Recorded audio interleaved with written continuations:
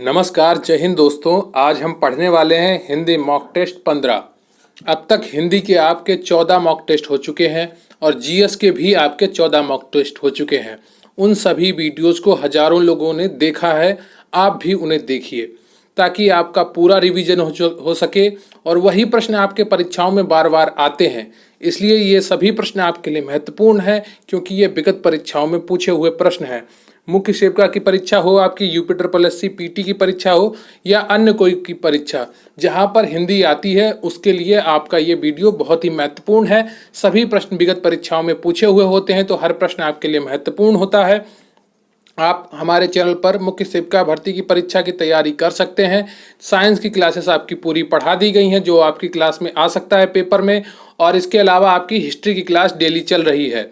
अभी तक आपको हिस्ट्री में सिंधु घाटी की सभ्यता, वैदिक सभ्यता, बौद्ध धर्म, जैन धर्म और आपको मगध का उदय और सिकंदर का आक्रमण पढ़ाया जा चुका है। उन सभी वीडियोज को अच्छे से देख लीजिए और अच्छे से अपनी तैयारी को पूरा करिए। तो चलिए शुरू करते हैं आज का वीडियो।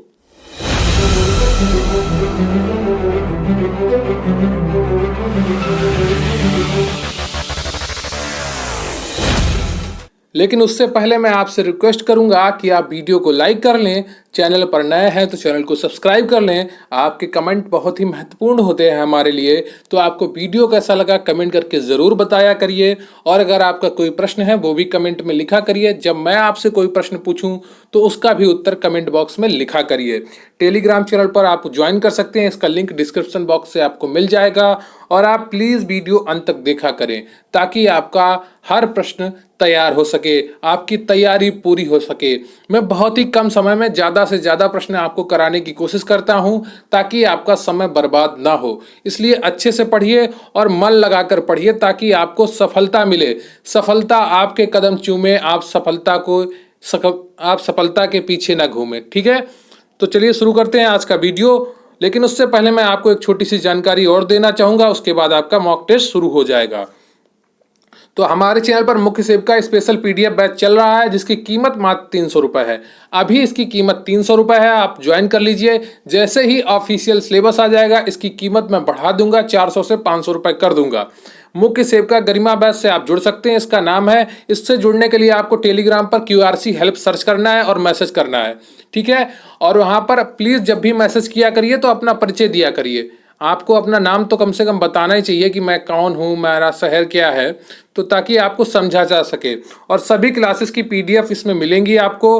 100 से 150 तक आपको पीडीएफ नोट्स मिले। टोटल आपको 400 से 500 पीडीएफ्स प्रोवाइड की जाएंगी। तो आपकी एक पीडीएफ की कीमत 1 रुपये भी नहीं पड़ने वाली है। इसके अलावा आपको 10 फुल पेपर जैसे मॉक टेस्ट मिलेंगे, वो भी परीक्षा से 50 से 60 दिन पहले, ताकि आपको पता चल सके कि पेपर कैसा आने वाला है और आपकी तैयारी कितनी सही है। तो इससे जुड़ने के लिए आप टेलीग्राम पर QRC हेल्प सर्च करिए या डिस्क्रिप्शन बॉक्स में जो लिंक दिया गया है वहां से ज्वाइन कर लीजिए। कमेंट बॉक्स में आप लिंक मांगेंगे तो वहां पर भी प्रोवाइड कर दिया जाएगा। तो चलिए शुरू करते हैं अपना हिंदी। मक्खन का तत्सम शब्द क्या होगा? माखन होगा, माछड़ होगा, मशच होगा या मरक्षण होगा? बताइए इनमें से कौन सा ऑप्शन आपका सही है। मक्खन का तत्सम शब्द क्या होगा? ABCD में कौन सा ऑप्शन आपका सही हो जाएगा? तो इसका सही उत्तर हो जाएगा मरक्षण। ऑप्शन डी आपका बिल्कुल सही है। तो मक्खन का तत्सम शब्द मृक्षण होता है। और ध्यान रहे आपको कि मच्छर का तत्सम शब्द मशक होता है और मक्खी का तत्सम शब्द मच्छिका होता है। इन बातों का आप ध्यान रखिएगा। आपका अगला प्रश्न है, निम्नलिखित में तत्सम शब्द क्या है? करोड़ है, तेल है या पीपल है या दिवस है? तो इसमें तत्सम शब्द आपका कौन सा है ABCD में? बताइए कमेंट करके कि निम्नलिखित में से तत्सम शब्द कौन सा है। तो इसका सही उत्तर हो जाएगा आपका दूसरे का D, दिवस आपका तत्सम है, जबकि इसका तद्भव दिन होता है। क्या होता है? दिन। तो दिवस का तत्सम शब्द है दिवस, और इसका तद्भव दिन होता है। इसके अलावा आपका जो कोटि है ये तत्सम शब्द है, इसका तद्भव करोड़ होता है।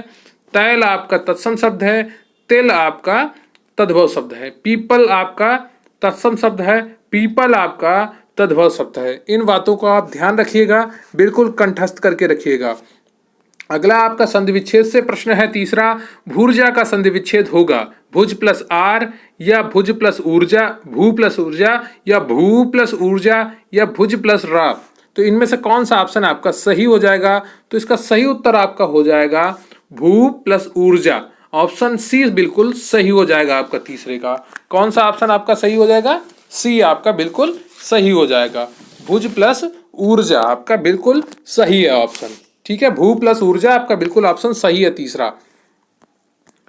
तो भूर्जा का संधि विच्छेद भू प्लस ऊर्जा होता है। यहां पर दीर्घ स्वर संधि है आपकी। क्या है? दीर्घ स्वर संधि।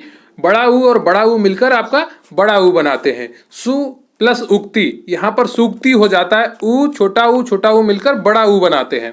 लघु प्लस ऊर्मी, ये बहुत इंपॉर्टेंट संधि है आपकी। ये तीनों इंपॉर्टेंट है आपके लिए, बहुत बार परीक्षाओं में पूछी गई है। तो लघु प्लस ऊर्मी, लघुर्मी हो जाता है। ऊ और बड़ा ऊ मिलाकर बड़ा ऊ बन जाता है। आपका अगला प्रश्न है न्यायालय शब्द का सही संधि विच्छेद बताइए। तो न्याय प्लस लय, या न्याय प्लस लय, या न्याय प्लस आलय, या आपका सी है न्याय प्लस आलय। यहां पर ऑप्शन थोड़ा ऊपर नीचे हो गए, उसको आप ध्यान रखिएगा। चौथा प्रश्न है आपका न्यायालय शब्द का सही संधि विच्छेद को बताइए। तो इसका सही उत्तर हो जाएगा आपका सी ऑप्शन, न्याय प्लस आलय। चौथे का ऑप्शन सी आपका बिल्कुल सही है। यहां पर भी आपकी दीर्घ स्वर संधि है। अभी प्लस ईप्सा जब जोड़ेंगे तो अभीप्सा बन जाएगा। यहां पर छोटी ई और बड़ी ई मिलकर बड़ी ई का निर्माण करते हैं। अगला आपका संधि विच्छेद है नार प्लस आयण। ठीक है, ये मिलकर नारायण का निर्माण करते हैं। यहां पर छोटा और छोटा मिलकर बड़ा आ का निर्माण करते हैं। अगला प्रश्न है आपका निम्नलिखित में से कौन सा विलोम युग्म सही नहीं है? भद्र का अभद्र, या भय का साहस, या मूढ़ का ज्ञानी, या मान्य का धान्य। तो इसमें से कौन सा ऑप्शन आपका सही नहीं है? पहला ऑप्शन आपका सही है, भद्र का विलोम अभद्र होता है। दूसरा ऑप्शन आपका सही है, भय का विलोम साहस होता है। तीसरा आपका सही है, मूढ़ का ज्ञानी होता है विलोम। और लेकिन डी ऑप्शन आपका गलत है, मान्य का धान्य ऑप्शन नहीं होता है। तो भद्र अभद्र और भय साहस मूढ़ ज्ञानी एक दूसरे के विपरीतार्थक शब्द हैं, किंतु मान्य का विलोम शब्द अपमान्य होता है। क्या होता है मान्य का विलोम शब्द? अपमान्य होता है। मान्य धान्य विलोम युग्म नहीं है, अतः ऑप्शन आपका डी सही हो जाता है। आपका अगला प्रश्न है छठा, निम्नलिखित में से एक नदी का पर्यायवाची शब्द नहीं है। बताइए, निम्नगा, या त्रिपथगा, या कुलंकसा, या कुलवती। कुलवती, बताइए इसमें से कौन सा ऐसा ऑप्शन है आपका जो नदी का पर्यायवाची नहीं है? ए बी सी डी में कौन सा ऑप्शन आपका सही हो जाएगा? इससे पहले कि मैं आप इसका उत्तर दें, मैं आपसे आज का प्रश्न पूछ लेता हूं कि आज आपको कमेंट बॉक्स में महादेवी वर्मा की कोई 3 रचनाएं लिखनी है। महादेवी वर्मा की कोई 3 रचनाएं आपको कमेंट बॉक्स में लिखनी है। ठीक है, क्लियर है आपको? महादेवी वर्मा की कोई 3 रचनाएं आपको लिखनी है। और अगर आप चैनल पर नए हैं तो चैनल को सब्सक्राइब कर लीजिए, वीडियो को लाइक कर लीजिए, क्योंकि ये वीडियो जो आपको लगातार मिलते हैं, आपकी तैयारी बहुत अच्छे तरीके से कराई जा रही है। आप लगातार चैनल से जुड़े रहिए और अपनी पढ़ाई को मजबूती प्रदान करते रहिए। धीरे धीरे ही घड़ा भरेगा। एक साथ कोई नहीं पढ़ पाया, एक साथ पूरी थाली कोई मुंह में नहीं रख पाया है। तो थोड़ा थोड़ा ही होता है, तो थोड़ा थोड़ा करके आप पढ़ते रहिए। ना पढ़ने वालों के पास हजारों बहाने हैं, उन बहानों के चक्कर में आपको नहीं पढ़ना है। तो निम्नलिखित में से एक नदी का पर्यायवाची शब्द नहीं है। क्या निम्नगा, क्या त्रिपथगा, क्या कुलंकसा, क्या कुलवती? तो इसका सही उत्तर हो जाएगा आपका छठे का बी। ठीक है, त्रिपथगा इसका पर्यायवाची नदी का नहीं होता है, ये गंगा का पर्यायवाची होता है। क्या? गंगा का। तो नदी का पर्यायवाची आपका त्रिपथगा नहीं है, त्रिपथगा गंगा का पर्यायवाची है। गंगा सुरसरी, देवसरी, देवपगा, जाह्नवी, ध्रुवनंदा, विष्णुपदी आदि। और इसका भागीरथी भी एक पर्यायवाची होता है। जाह्नवी और भागीरथी आपको याद रखना है गंगा का। नदी का क्या होता है? निम्नगा, तरंगिणी, कुलंकसा, सिंधुगामिनी, शैलजा, तटनी, सरिता। सरिता नदी का पर्यायवाची है। तो ये सभी किसके पर्यायवाची हैं? नदी के। अगला प्रश्न है आपका पर्यायवाची की दृष्टि से एक वर्ग शुद्ध है। बताइए, इसमें से एक वर्ग शुद्ध है, बाकी में कोई ना कोई गलती बनी हुई है, किसी और का पर्यायवाची लिखा हुआ है। तो पहला ऑप्शन है इंद्र, रति, सहस्त्र, मधवा। दूसरा है घर, निकेतन, आयतन, निलय। तीसरा है यमुना, कालिंदी, भानुतनया। और चौथा है वस्त्र, पाटक, अंबर, चीर, जाह्नवी। तो बताइए इसमें से कौन सा ऑप्शन आपका सही है पर्यायवाची की दृष्टि से? तो पहला आपका गलत हो जाता है, क्योंकि रतीश इसका इंद्र का पर्यायवाची नहीं है। दूसरा ऑप्शन आपका सही है बी वाला। ठीक है, बी ऑप्शन आपका सही है। तो घर, निकेतन, आयतन, निलय पर्यायवाची की दृष्टि से एक ही वर्ग में आते हैं। रतीश के अतिरिक्त शेष शब्द इंद्र के पर्यायवाची है। रतीश शब्द का पर्यायवाची कामदेव होता है। जानवी के अतिरिक्त शेष शब्द यमुना के पर्यायवाची है। जानवी पर्यायवाची शब्द है गंगा का। ठीक है, यहाँ पर जानवी आपका मिस हो गया है इस ऑप्शन में। ये जानवी आपका डी में आ गया है। ठीक है, ये सी में है, यहाँ पर है आपका जानवी सी में। भानु तनिया के बगल में जानवी लिखा है आपका, और ये गलत लिख गया है डी में, तो उसको आप ठीक कर लीजिएगा। पाठक का अतिरिक्त शेष शब्द कपड़ा के पर्यायवाची शब्द है, और पाठक शब्द का अर्थ होता है भेदक होता है। ठीक है, क्लियर है आपको। अगला प्रश्न है आपका, पंच शब्द का अनेकार्थी शब्द नहीं है। पांच, ग्राम सरपंच, निर्णय करने वाला या पंचानन, बताइए इनमें से कौन सा ऑप्शन आपका सही है। पंच शब्द का अनेकार्थी शब्द नहीं है, तो इसका सही उत्तर हो जाएगा आपका पंचानन। ठीक है, पंचानन पंच का अनेकार्थी शब्द नहीं है, तो डी ऑप्शन आपका सही हो जाएगा। पंच शब्द का अनेकार्थी पंचानन नहीं है। पंचानन का अर्थ पांच मुख वाला शिव। ठीक है, पंचानन का अर्थ क्या होता है, पांच मुख वाले शिव, पांच मुख वाला या शिव। पंचानन का अर्थ होता है पांच मुख वाले या शिव, जबकि पंच का अनेकार्थी शब्द है पांच, ग्राम पंचायत, ग्राम सरपंच या निर्णय करने वाला। यहां पर कामा होगा, आप ध्यान रखिएगा ग्राम सरपंच के बाद। आपका अगला प्रश्न है, माखन चोर में कौन सा समास है, बताइए माखन चोर में कौन सा समास है। तत्पुरुष समास है, या द्वंद्व समास है, या कर्मधारय समास है, या बहुवरीय समास है। बताइए माखन चोर में कौन सा समास है, ए बी सी डी में कौन सा सही है। तो इसका 9 का सही उत्तर हो जाएगा आपका ए, तत्पुरुष समास है। कौन सा है, तत्पुरुष समास है। माखन को चुराने वाला, माखन को चुराने वाला माखन चोर। तो माखन चोर में कर्म तत्पुरुष समास है, इसका समास विग्रह है माखन को चुराने वाला। तुलसी कृत, तुलसी के द्वारा कृत, करण तत्पुरुष हो जाएगा। देशभक्ति, देश के लिए व्यक्ति, संप्रदान तत्पुरुष हो जाएगा। कामचोर, काम से जी चुराने वाला, अपादान तत्पुरुष हो जाएगा। भारत रत्न, भारत का रत्न, संबंध तत्पुरुष हो जाएगा। वनवास, वन में वास, अधिकरण तत्पुरुष हो जाएगा। में पर होता है अधिकरण का। घुड़सवार, घोड़े पर सवार, अधिकरण तत्पुरुष। तो इन विभक्ति चिन्हों को आप याद कर लिए। मैं पिछले मॉक टेस्ट में आपको कई बार अधिकरण तत्पुरुष समास के बारे में बता चुका हूं, कारक चिन्हों के बारे में बता चुका हूं। तो आप लगातार इनको वीडियोज को देखते रहेंगे तो आपका पूरा रिवाइज हो जाएगा। बहुत ही जल्दी मैं आपकी हिंदी की क्लासेस भी शुरू करने वाला हूं। हवन में जलाई जाने वाली लकड़ी के लिए शुद्ध शब्द क्या है। हवन सामग्री है, या वन काष्ठ है, या शुष्क काष्ठ है, या समिधा है। बताइए हवन में जलाने वाली लकड़ी के लिए शुद्ध शब्द क्या है। हवन सामग्री, वन काष्ठ, शुष्क काष्ठ या समिधा। तो इसका सही उत्तर हो जाएगा आपका 10वें का डी, समिधा होती है हवन में जलाई जाने वाली लकड़ी। तो हवन में जलाई जाने वाली लकड़ी समिधा होती है, जबकि हवन की वस्तु हवी होती है। क्या होती है, हवी होती है आपकी। आपका अगला प्रश्न है, जिस पुरुष की पत्नी साथ नहीं है वाक्यांश के लिए एक शब्द क्या होगा। अपत्निक होगा, वियोगी होगा, विदुर होगा, या विपत्निक होगा। तो इसमें से कौन सा ऑप्शन आपका सही हो जाएगा। ए बी सी डी में 11वें में कौन सा ऑप्शन सही है, जिस पुरुष की पत्नी साथ नहीं है। तो इसका उत्तर हो जाएगा आपका 11वें का डी, विपत्निक। क्या हो जाएगा, विपत्निक। जिस पुरुष की पत्नी साथ नहीं है उसे विपत्निक कहते हैं। जिसका किसी से वियोग हो गया हो वियोगी कहते हैं।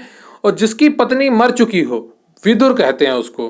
और जिसका पति मर चुका हो विधवा कहते हैं। ठीक है, जिस पुरुष की पत्नी साथ नहीं हो उसे विपत्निक कहते हैं। जिसका किसी से वियोग हुआ हो उसे वियोगी कहते हैं। और जिसकी पत्नी मर चुकी हो उसे विदुर कहते हैं। और जिसका पति मर चुका हो उसे विधवा कहते हैं। 99 के फेर में पढ़ने का क्या अर्थ है, बताइए 99 के फेर में पढ़ने का क्या अर्थ है। धन कमाने में लगा रहना, या मूर्खता के कार्य कर बैठना, या किसी चक्कर में पड़ जाना, या परिवार के झंझटों में फंसे रहना। इसका कौन सा ऑप्शन आपका सही हो जाएगा। 99 के फेर में पढ़ने का क्या अर्थ है। तो 12वां आपका सही हो जाएगा इसमें, धन कमाने में लगा रहना। ठीक है, 12 का ए ऑप्शन आपका बिल्कुल सही है। अगला प्रश्न है आपका, दिए गए विकल्पों में से सही वाक्य चुनिए। कर्म ही जीवन की कसौटी है, ए ऑप्शन। बी, परिवर्तन से ही विकास के चरण आगे बढ़ते हैं, बी ऑप्शन। सी, डर के मारे चोर दौड़ गया, और डी ऑप्शन, ललित को 2 बेटियां हैं। तो देखिए इसमें से कौन सा वाक्य आपका शुद्ध हो जाएगा। कर्म ही जीवन की कसौटी होती है, कसौती नहीं होती है। ठीक है, तो यहाँ पर शब्द की अशुद्धि है। परिवर्तन से ही विकास के चरण आगे बढ़ते हैं, तो ये ऑप्शन आपका बिल्कुल सही है, वी। डर के मारे चोर दौड़ता नहीं है, चोर भागता है। तो डर के मारे चोर भाग गया, दौड़ गया नहीं होगा। ललित को 2 बेटियां हैं, ललित की 2 बेटियां हैं, ये सही, ठीक है। ललित की 2 बेटियां होंगी, ललित को 2 बेटियां नहीं। तो दिए गए विकल्पों के शुद्ध वाक्य इस प्रकार है। तो विकल्पों में शुद्ध तो यही है, परिवर्तन से ही विकास के चरण आगे बढ़ते हैं, ये वाला वाक्य आपका शुद्ध है। और शेष का शुद्ध है, कर्म ही जीवन की कसौटी है। डर के मारे चोर भाग गया, ललित की 2 बेटियां हैं, चोर भागता है दौड़ता नहीं है। मध्यम पुरुष तू का सही बहुवचन क्या होगा, बताइए। मध्यम पुरुष तू का सही बहुवचन होगा ए आप लोग, बी तुम लोग, सी हम, डी ये लोग। तो मध्यम पुरुष तू का सही बहुवचन क्या होगा, तो इसका सही उत्तर हो जाएगा आपका 14वें का बी, तुम लोग होगा। ठीक है, क्लियर है आपको। उत्तम पुरुष में मैं, मेरा, मुझे, मेरी, हम, हमारा, हमारी आदि, ये जो आदमी बोलता है अपने लिए उन शब्दों को हम उत्तम पुरुष में रखते हैं। मध्यम पुरुष में किसको रखते हैं, जिससे हम बात करते हैं सामने वाले से, तू, तुम, आप, तुम्हारा, तुम्हें, तेरा, तुझे, ये क्या है, ये आपके मध्यम पुरुष में आते हैं। और जब हम मध्यम पुरुष से किसी तीसरे वाले के बारे में बात करते हैं तो वहां पर क्या आता है, यह, वह, इन्हें, उन्हें, इसे, उसे, ये, वे आदि। ठीक है, ये सब किस में आते हैं, अन्य पुरुष में आते हैं। जिसके विषय में वार्ता की जा रही है वो अन्य पुरुष में आ जाता है। आपका अगला प्रश्न है, दिए गए विकल्पों में से किसमें निम्नलिखित मुहावरे का सही अर्थ दिया गया है। ये यूपी SSSC वन रक्षक परीक्षा में 2018 में पूछा हुआ प्रश्न है। तो इसका सही उत्तर क्या होगा, दांत काटी रोटी, समाज से बाहर, असाधारण घटना, पक्की मित्रता, बिल्कुल बेकार। बताइए 15वें का कौन सा ऑप्शन आपका सही हो जाएगा। दांत काटी रोटी, इसका सही उत्तर क्या हो जाएगा आपका 15वें का। दांत काटी रोटी का अर्थ होता है पक्की मित्रता। ठीक है, ऑप्शन सी आपका बिल्कुल सही हो जाता है। तो दिए गए मुहावरे दांत काटी रोटी का अर्थ होता है पक्की मित्रता। अगला प्रश्न है आपका, पृथ्वीराज रासो किस काल की रचना है। क्या आदिकाल की है, क्या रीतिकाल की है, क्या भक्ति काल की है, या आधुनिक काल की है। बताइए पृथ्वीराज रासो किस काल की रचना है, ABCD में कौन सा ऑप्शन आपका सही हो जाएगा। तो इसका सही उत्तर हो जाता है आपका आदिकाल, जो है आपका सही उत्तर है ऑप्शन ए, पृथ्वीराज रासो आदिकाल की रचना है। आप तो इसका डिटेल में थोड़ा आंसर हम लोग देख लेंगे, फिर बात करेंगे आगे।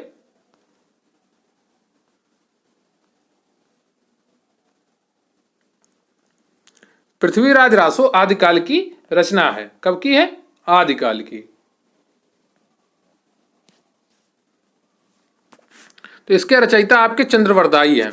आदिकाल की अन्य रचनाएं कौन कौन सी हैं, बीसलदेव रासो है, नरपति नाल ने लिखी है, परमाल रासो है, जगनिक ने लिखी है, विजयमाल रासो है, नल्ल सिंह ने लिखी है, और खुमाण रासो दलपत विजय ने लिखी है। तो ये सारी रचनाएं आपके लिए इंपॉर्टेंट है, कई बार परीक्षाओं में पूछी गई हैं। एक बार फिर से रिवाइज कर लीजिए कि जो आपकी बीसलदेव रासो है ये नरपत लाल ने लिखी है, और परमाल रासो आपकी जगनिक ने लिखी है, विजयपाल रासो आपके नल्ल सिंह ने लिखी है, खुमाण रासो आपकी दलपत विजय ने लिखी है, और जो आपकी पृथ्वीराज रासो है वो चंद्रवरदाई ने लिखी है। ये पृथ्वीराज चौहान के जीवन पर आधारित है। विनय पत्रिका की भाषा क्या है। आपको आज का प्रश्न बता दिया गया है कि आपको आज कमेंट बॉक्स में महादेवी वर्मा की 3 रचनाएं लिखनी है। महादेवी वर्मा की 3 रचनाएं आपको लिखनी है कमेंट बॉक्स में। ब्रजभाषा या अवधी या भोजपुरी या मैथिली। तो विनय पत्रिका की भाषा क्या है, बताइए। ब्रजभाषा है या अवधी है या भोजपुरी है या मैथिली है। तो इसका सही उत्तर हो जाएगा आपका 17वें का ए, ब्रजभाषा है। ठीक है, बिल्कुल क्लियर है आपको। विनय पत्रिका की भाषा ब्रजभाषा है, यह तुलसीदास की रचना है। तुलसीदास कृत ब्रजभाषा की रचनाएं निम्न है। तो तुलसीदास ने जो ब्रजभाषा में रचनाएं लिखी हैं वो निम्न है। दोहावली है, कवितावली है, बैराग संदिमनी है, कृष्ण गीतावली है, गीतावली है। ये सब किसमें है, और विनय पत्रिका ये सब कौन सी भाषा में है, ब्रज भाषा में है। देखिए थोड़ा थोड़ा करके लगातार पढ़ते रहिए। ना पढ़ने वालों के पास हजारों बहाने हैं, आपके पास सिर्फ मजबूत इरादे होने चाहिए अपनी सफलता को छूने का, अपने सफलता तक पहुंचने का। जब आप लगातार लगे रहेंगे तभी आपको सफलता मिलेगी। आपका अगला प्रश्न है, सूर सागर किसकी रचना है। यूपी SSSC वीडियो 2018 में पूछा हुआ प्रश्न है। ठीक है, तो सूरसागर किसकी रचना है? कबीर की है या सूरदास की है, कालिदास की या तुलसीदास की? बताइए ABCD में कौन सा ऑप्शन आपका सही हो जाता है? तो 18वें का ऑप्शन आपका बिल्कुल सही हो जाएगा, सूरदास। सूरसागर किसकी रचना है? सूरदास की है। तो सूरसागर सगुण कृषि भक्त सागा के प्रवर्तक कवि सूरदास की रचना है। तो सगुण कृष्ण भक्ति सागा के प्रवर्तक कवि सूरदास की रचना है। क्या? सूरसागर। सूरदास की अन्य रचनाएं हैं सूर सारावली, साहित्य लहरी। कबीरदास की रचना है बीजक, ठीक है। और आपकी कालिदास की रचनाएं हैं जिनकी रचनाएं हैं अभिज्ञान शकुंतलम, मेघदूतम, रघुवंशम, कुमार संभवम इत्यादि। और तुलसीदास की रचनाएं मैंने अभी आपको ऊपर बताई हैं। इसके अलावा आप रामचरितमानस को और जोड़ लीजिए उसी में। अगला प्रश्न है आपका, गीता में कितने श्लोक थे? यह भी किसी परीक्षा में पूछा हुआ प्रश्न है, तो आपको ये श्लोक पता होने चाहिए। बताइए गीता में कितने श्लोक हैं? 700 श्लोक हैं या 1100 श्लोक हैं या 1800 श्लोक हैं या 2100 श्लोक हैं? गीता यानी कि श्रीमद् भागवत गीता, तो उसमें कितने श्लोक हैं? तो इसका सही उत्तर हो जाएगा अब 19 का ए। गीता में टोटल 700 श्लोक हैं। तो गीता में टोटल 700 श्लोक हैं और 18 अध्याय हैं। कितने? 18 अध्याय हैं। गीता में भगवान श्री कृष्ण द्वारा अर्जुन को दिया गया है। तो गीता में भगवान श्री कृष्ण को अर्जुन को दिया गया उपदेश है, जो भगवान श्री कृष्ण ने अर्जुन को उपदेश दिए उनको गीता में संकलित किया गया है। इसमें टोटल 700 श्लोक हैं और इसमें टोटल 18 अध्याय हैं। यह वेदव्यास द्वारा लिपिबद्ध किया गया, वेदव्यास द्वारा इसको लिपिबद्ध किया गया है। आपका अगला प्रश्न है, उपमेय में उपमान का अभेद आरोप होने पर कौन सा अलंकार होता है? उपमेय में उपमान का अभेद आरोप होने पर कौन सा अलंकार होता है? क्या उपमा अलंकार होता है, क्या रूपक अलंकार होता है, या श्लेषालंकार होता है, या उत्प्रेक्षा अलंकार होता है? बताइए कौन सा ऑप्शन आपका सही है? उपमेय में उपमेय पर उपमान का अभेद आरोप होता है। तो इसका अर्थ क्या हुआ? उपमेय पर उपमान का अभेद आरोप, इसका अर्थ ये हुआ जैसे जो चीज है उसको वही बता दिया कि तुम ये हो, ये नहीं कहा तुम इसके समान हो, ये नहीं कि मानो तुम इसके समान हो, ऐसा कुछ नहीं कहा। ये कहा कि तुम ये हो, तो वहां पर क्या होगा? रूपक अलंकार, वही रूप दे दिया। तो यहां पर कौन सा ऑप्शन आपका सही हो जाएगा? 20 का बी बिल्कुल ऑप्शन सही है। यह कानून को भर्ती परीक्षा 2015 में पूछा हुआ प्रश्न है।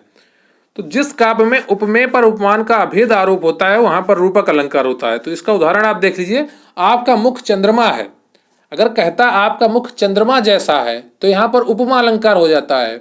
और अगर कहता कि मानो आपका जो मुख है वो चंद्रमा जैसा है, मनु मानो जनु जानो, तो ये आपका यहाँ पर दूसरा अलंकार हो जाता।